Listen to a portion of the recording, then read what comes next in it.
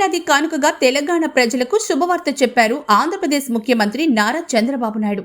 తిరుమలలో శ్రీవారి దర్శనానికి సంబంధించి తెలంగాణకు చెందిన ఎంపీలు, ఎమ్మెల్యేలు, ఎమ్మెల్సీల సిఫార్సు లేఖలను అనుమతించేందుకు ఆదేశాలు జారీ చేసినట్లు వెల్లడించారు. ఈ మేరకు తెలంగాణ ముఖ్యమంత్రి రేవంత్ రెడ్డికి సోమవారం ఆయన లేఖ రాశారు.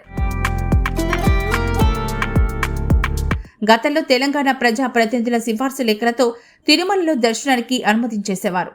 అయితే కొంతకాలం నుంచి టీటీడీ అధికారులు ఆ లేఖలను అనుమతించడం లేదు.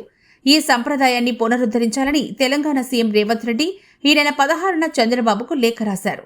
నిత్యం వేల మంది తెలంగాణ భక్తులు శ్రీ వెంకటేశ్వర స్వామిని దర్శించుకుంటున్నారని, ఈ సంఖ్య ఏటా పెరుగుతూనే ఉందని అందులో పేర్కొన్నారు.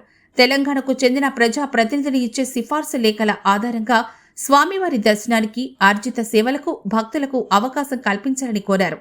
దీంతో పాటు మంత్రి కొండా సురేఖ, బీఆర్ఎస్ నేత మాజీ మంత్రి శ్రీనివాస్ గౌడ్ సహా పలువురు తెలంగాణ ప్రజా ప్రతినిధులు టీటీడీకి తరచూ రిక్వెస్ట్ చేస్తూ వస్తున్నారు.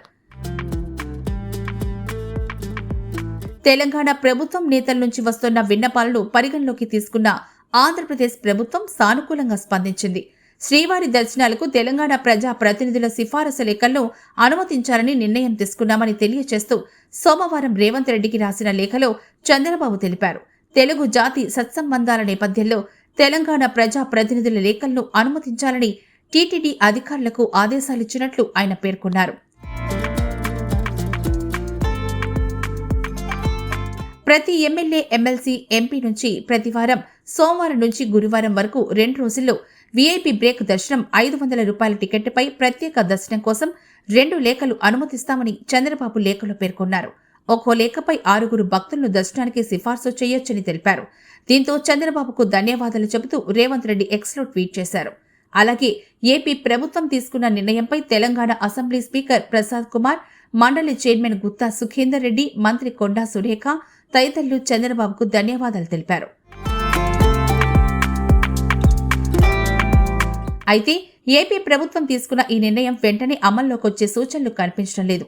జనవరి 10 నుంచి 19 వరకు జరిగే వైకుంఠ ద్వార దర్శనాల కోసం టీటీడీ విస్తృత ఏర్పాట్లు చేస్తోంది. ఆ సమయంలో ప్రత్యేక దర్శనాలకు అనుమతించబోమని టీటీడీ ఈవో శ్యామలారావు ఇప్పటికే ప్రకటించారు.